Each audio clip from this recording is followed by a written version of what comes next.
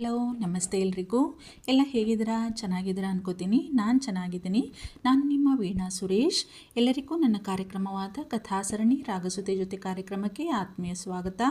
ಇದು ನನ್ನ 3ನೇ ಕಥೆ, ಮಳೆ ಸುರಿಸಿ ಮುಗಿಲು ಹಗುರಾದಂತೆ ಅಂತ ಕಥೆ ಹೆಸರು. ಪ್ಲೀಸ್ ನೋಡ್ತಾ ಇರೋರು ಕೇಳ್ತಾ ಇರೋರು ಎಲ್ಲರೂ ತಪ್ಪದೆ ಸಬ್ಸ್ಕ್ರೈಬ್ ಮಾಡ್ಕೊಳ್ಳಿ. ಹಾಗೆ ಲೈಕ್ಸು ಕಮೆಂಟ್ಸು ಕೊಡೋದನ್ನು ಮಾತ್ರ ಮರಿಬೇಡಿ. ಯಾಕೆ ಕಥೆ ಇಷ್ಟ ಆಗ್ತಾ ಇಲ್ವಾ? ಇದು ಇನ್ನೂ ಪ್ರಾರಂಭದಲ್ಲಿದೆ, ಮುಂದೆ ಹೋಗ್ತಾ ಹೋಗ್ತಾ ಇಷ್ಟ ಆಗುತ್ತೆ. ಪ್ಲೀಸ್ ಎಲ್ಲರೂ ನೋಡ್ತಾ ಇರೋರು ತಪ್ಪದೆ ಕಮೆಂಟ್ಸು ಲೈಕ್ಸು ಕೊಡಿ. ಹೇಗಿದೆ ಕತೆ ಅಂತ ತಪ್ಪದೆ ತಿಳಿಸಿ ನನಗೆ. ಮುದ್ದು ನಾಟ್ಯ ಇನ್ನೂ ಮುದ್ದಾಗಿ ಮುದುರಿ ಮಲಗಿಯೇ ಇತ್ತು. ನೋಡಿದ ಜಾನಿಗೆ ಮುದ್ದುಕ್ಕಿ ಬಂದಿತ್ತು. ಆ ಅರಮನೆಗೆ ಇರುವ ಒಂದೇ ಒಂದು ಒಲುಮೆಯ ಸೆಲೆ ಅವಳು. ಇಡೀ ಅರಮನೆಗೆ ಅವಳೇ ಜೀವಾಳ. ಅವಳ ಸುಂದರ ಮುಗ್ಧ ನಗುವಿನ ಮೇಲೆಯೇ ಇಡೀ ಅರಮನೆಯ ಸಂತೋಷ ನಿಂತಿದೆ. ಅವಳ ಹತ್ತಿರ ಹೋದವನು ಅವಳ ತಲೆ ಸವರಿ, ಚಿನ್ನುಮಾ ಚಿನ್ನುಮಾ, ಏಳುವ ಸಮಯ ಆಗಿದೆ ಮಗಳು, ಎದ್ದು ಶಾಲೆಗೆ ಹೋಗುವುದು ಬೇಡವಾ ನಮ್ಮ ಚಿನ್ನುಮಾ? ಆಗಲೇ ನಿನ್ನ ಡಡ್ಡ ಎದ್ದಾಯಿತು, ಎಲ್ಲ ಕೆಲಸ ಮಾಡಿ ಮುಗಿಸಿ ಉಂಟು ಅವರು. ನೀನು ಗುಡ್ ಗರ್ಲ್ ಅಲ್ಲವಾ ಎಂದು ದಡ್ಡ ಕೇಳುತ್ತಾರೆ. ನಿನ್ನ ಹತ್ತಿರ ನೋಡು, ಈಗಲೇ ಬಂದು ಏಳು ಮಗಳು. ಹೀಗೆಯೇ ಅವನು ಆ ಮುದ್ದು ಮರಿಯನ್ನು ರಮಿಸಿ ಅವಳನ್ನು ಎಬ್ಬಿಸುತ್ತಿದ್ದ. ಅದು ಅವನ ದಿನಚರಿಯ ಒಂದು ಭಾಗ. ಅವನ ಅತ್ಯಂತ ಪ್ರೀತಿಯ ಖುಷಿಯ ಕೆಲಸ ಅದು. ದಿನವೂ ಇರುವ ಸುಪ್ರಭಾತವೇ ಅದು. ಅವಳಿಗೂ ಅದು ಇಷ್ಟವೇ. ತುಂಟಿ ಅದು. ನಿದ್ದೆಯಿಂದ ಎದ್ದರೂ ಮೇಲೇಳದೆ ಹಾಗೆಯೇ ಮಲಗಿರುತ್ತಿದ್ದಳು. ಅವನ ಸುಪ್ರಭಾತ ಕೇಳುವವರೆಗೂ ಏಳುವ ಮಾತೇ ಇಲ್ಲ ಅವಳು. ಒಂದೇ ಕಣ್ಣು ತೆರೆದು ಅವನನ್ನು ನೋಡಿ ಮುದ್ದಾಗಿ ನಕ್ಕಿತು ಮಗು. ಏ ಮಗಳು, ನನ್ನ ಹತ್ತಿರವೇ ನಾಟಕ ಆಡ್ತಾ ಉಂಟ ನೀನು ಕಳ್ಳಿ?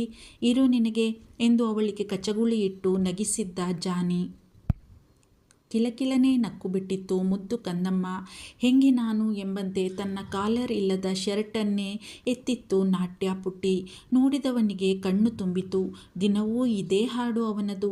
ತನ್ನ ಪುಟ್ಟ ಪುಟ್ಟ ಕೈಗಳಿಂದ ಅವನ ಕಣ್ಣೀರು ಒರೆಸಿ ಅವನನ್ನು ಅಪ್ಪಿತ್ತು ಮಗು. ವಿಪರೀತ ನೋವಾಯಿತು ಅವನಿಗೆ. ಮಗುವಿನ ಸ್ಥಿತಿ, ತನ್ನ ಅಣ್ಣನ ಪರಿಸ್ಥಿತಿ, ಈ ಅರಮನೆಯ ಗತಿ ನೆನೆದು. ಏ ಮಂದ, ಎಂಥ ತಿಂಡಿ ಮಾಡಬೇಕು ಇವತ್ತು ನಾವು ಯೋಚನೆ ಮಾಡಿದೀಯಾ? ನನಗೆ ಇಂಟರ್ವ್ಯೂ ಇರೋದು ನಾಳೆ. ನಾವು ಇವತ್ತಿಂದನೇ ಕುಣಿತಾ ಬಿದ್ದಿದ್ದೀವಿ.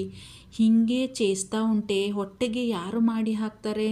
ನಮ್ಮ ಮನೆ ಓನರ್ ಅಂಕಲ್ಲು ಮಾಡಿಕೊಡ್ತಾರಾ? ನಮ್ಮದು ಕಥೆ ಚೆನ್ನಾಗದೆ ಕಣೆ ಮಂದ. ನನಗೆ ಬಂದಿರೋದು ಇನ್ನು ಸಂದರ್ಶನದ ಕಾಲು. ನಾವು ನಮಗೆ ಕೆಲಸನೇ ಸಿಕ್ಬಿಡ್ತು ಅನ್ನೋ ಹಾಗೆ ಕುಣ್ದಾಡ್ತಾ ಬಿದ್ದಿದ್ದೀವಿ ಎಂದಳು ಕುಂಕುಮ. ಹೊಟ್ಟೆ ತಾಳ ಹಾಕುತ್ತಿತ್ತಲ್ಲ. ತಿಂಡಿಯ ನೆನಪಾಗಿತ್ತು ಅವಳಿಗೆ ಆಟೋಮ್ಯಾಟಿಕ್ಕಾಗಿ. ಅವಳು ಏನನ್ನ ಬೇಕಾದರೂ ತಡಿತಾಳೆ, ಆದರೆ ಹಸಿವು, ಅದನ್ನು ಮಾತ್ರ ತಡೆಯಲಾಗದು ಅವಳಿಂದ. ಯಾವುದೇ ಪರಿಸ್ಥಿತಿಯಲ್ಲೂ ಹೊಟ್ಟೆಗೆ ಮೋಸ ಮಾಡಿಕೊಳ್ಳಲ್ಲ ಅವಳು.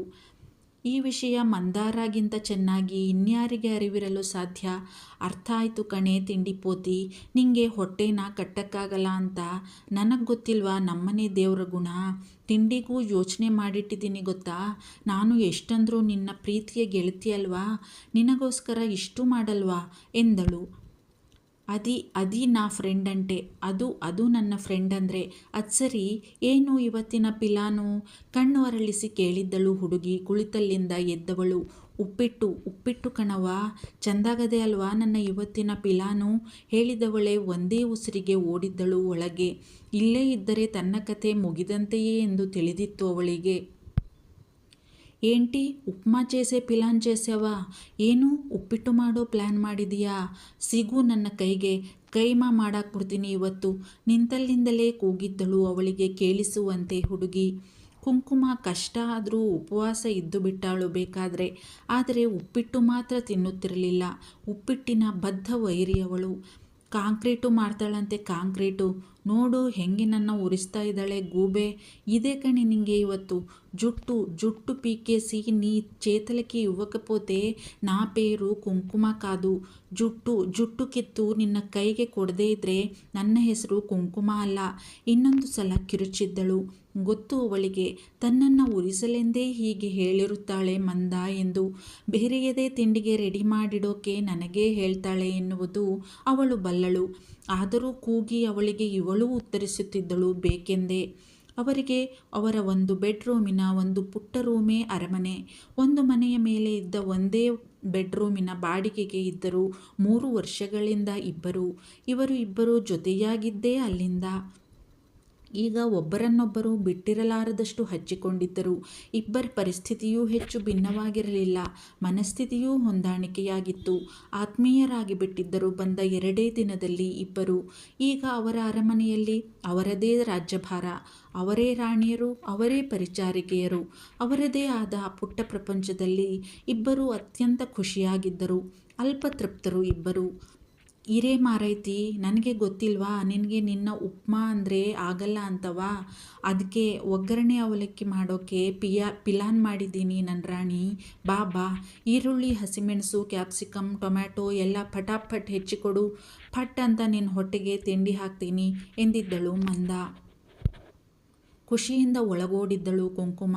ಒಂದೇ ಓಟ, ಸೀದಾ ಅಡುಗೆ ಮನೆಯೊಳಗಿದ್ದಳು ಹುಡುಗಿ. ಹೋದವಳೆ ಹಿಂದಿನಿಂದ ಗೆಳತಿಯನ್ನ ಅಪ್ಪಿದ್ದಳು ಗಟ್ಟಿಯಾಗಿ. ನಾ ಮುದ್ದು ಎಂದಿದ್ದಳು ಮುದ್ದಾಗಿ. ಏ ಬಿಡೆ ಮಾರಾಯ್ತಿ, ಆಹಾಹಾಹಾ, ಬೆಣ್ಣೆ ಹಚ್ತಾ ಇದೀಯಾ ಈಗ? ಆವಾಗಲೇ ಏನಂದೆ ನೀನು? ನಾನು ಕೈಗೆ ಸಿಕ್ಕರೆ ಕೈಮಾ ಮಾಡಕ್ಕೆ ಕೊಡ್ತೀನಿ ಅಂದಲ್ಲ, ಎಲ್ಲಿ ಮಾಡು ನೋಡುವ ಕೈಮಾವ. ತನ್ನ 2 ಕೈಗಳನ್ನು ಸೊಂಟದ ಮೇಲಿಟ್ಟು ಹೇಳಿದ್ದಳು ಮಂದ, ಅವಳಿಂದ ತಪ್ಪಿಸಿಕೊಂಡು ಅವಳನ್ನೇ ಗುರಾಯಿಸುತ್ತಾ. ತನ್ನೆರಡು ಕೈಗಳಿಂದ 2 ಕಿವಿಗಳನ್ನು ಹಿಡಿದುಕೊಂಡು ಮೂತಿ ಉದ್ದ ಮಾಡಿ, ಸಾರಿ ಕಣೋ, ನೀವು ನನ್ನ ಮುದ್ದು ಫ್ರೆಂಡ್ ಅಲ್ವಾ, ಜಾಣೆ ಕದಾ, ನನ್ನ ಮ್ಯಾಲೆ ದಯೆ ಇರಲಿ ಗೆಳತಿ ಮಂದಾರಾದೇವಿಯವರೇ. ಕಣ್ಣನ್ನು ಇಷ್ಟಗಲ ಬಿಟ್ಟರೆ ನನ್ನಂಥ ಪಾಮರರ ಗತಿ ಏನಾಗಬೇಡ. ದಯಮಾಡಿ ಕಣ್ಣನ್ನು ಚಿಕ್ಕದಾಗಿ ಬಿಡಿದೇವಿ ಎಂದು ತನ್ನ ವರಸೆ ಶುರು ಮಾಡಿದ್ದಳು ಕುಂಕುಮ. ಇವಳ ನಾಟಕದ ಮಾತಿಗೆ ಜೋರಾಗಿ ನಕ್ಕು ಬಿಟ್ಟಿದ್ದಳು ಮಂದಾರ. ಭಲೇ ಇದೆಯಾ ಬಿಡು ನೀನು, ನಾಟಕ ಮಾಡಿ ನನ್ನ ನಗಿಸಿ ಬಿಡ್ತೀಯ ಅಲ್ವಾ ನೋಟಂಕಿ ಬೇಬಿ ಎಂದು ತನ್ನ ಕೆಲಸಕ್ಕೆ ತಿರುಗಿದ್ದಳು. ಕುಂಕುಮ ಚಕಚಕನೆ ತನಗೆ ಕೊಟ್ಟ ಎಲ್ಲ ತರಕಾರಿಗಳನ್ನು ಹೆಚ್ಚಿ ಗೆಳತಿಗೆ ಕೊಟ್ಟಿದ್ದಳು. ಅವಳಿಗೆ ಮಂದಾರ ಮಾಡುವ ಒಗ್ಗರಣೆ ಅವಲಕ್ಕಿ ಎಂದರೆ ಬಹಳ ಇಷ್ಟ. ಖುಷಿಯಾಗಿತ್ತು ಇವತ್ತು ಆ ತಿಂಡಿ ಎಂದು ಹೇಳ್ತಿದ್ದ ಹಾಗೆ ಹುಡುಗಿಗೆ. ಅವರಲ್ಲಿ ಯಾರ್ಯಾರು ಏನೇನು ಕೆಲಸ ಮಾಡಬೇಕು ಎನ್ನುವ ಲೆಕ್ಕಾಚಾರ ಏನೂ ಇರಲಿಲ್ಲ. ಅವರವರ ಮನಸ್ಸಿಗೆ ಬಂದ ಕೆಲಸವನ್ನು ಅವರು ಮಾಡುತ್ತಿದ್ದರು. ನಿಯಮಗಳೇನೂ ಇರಲಿಲ್ಲ ಅವರ ಮನೆಯಲ್ಲಿ. ಎಲ್ಲದರಲ್ಲೂ ಹೊಂದಾಣಿಕೆ ಮಾಡಿಕೊಂಡು ಸ್ವಂತದವರಂತೆಯೇ ಹಾಯಾಗಿದ್ದರು ಇಬ್ಬರು. ತಮ್ಮದೇ ಪ್ರಪಂಚದಲ್ಲಿ. ಪ್ರಪಂಚವೇ ಹಾಗಲ್ಲವೇ? ಏನೂ ಇಲ್ಲದವನು ಇರುವಷ್ಟರಲ್ಲಿಯೇ ನೆಮ್ಮದಿಯಾಗಿ ಖುಷಿಯಾಗಿ ಇದ್ದು ಬಿಡಬಲ್ಲ. ಮೈ ಮುರಿದು ದುಡಿದು ಕಣ್ತುಂಬ ನಿದ್ರಿಸಬಲ್ಲ. ನಾಳಿನ ಚಿಂತೆಯಿಲ್ಲದೆ. ಅದೇ ಎಲ್ಲವೂ ಇದ್ದವನಿಗೆ ಮೈತುಂಬ ಚಿಂತೆ. ಹಂಸತೂಲಿಕಾ ತಲ್ಪದಲ್ಲಿ ಮಲಗಿದ್ದರೂ ನೆಮ್ಮದಿಯ ನಿದ್ರೆ ಇರುವುದಿಲ್ಲ ಅವನಿಗೆ.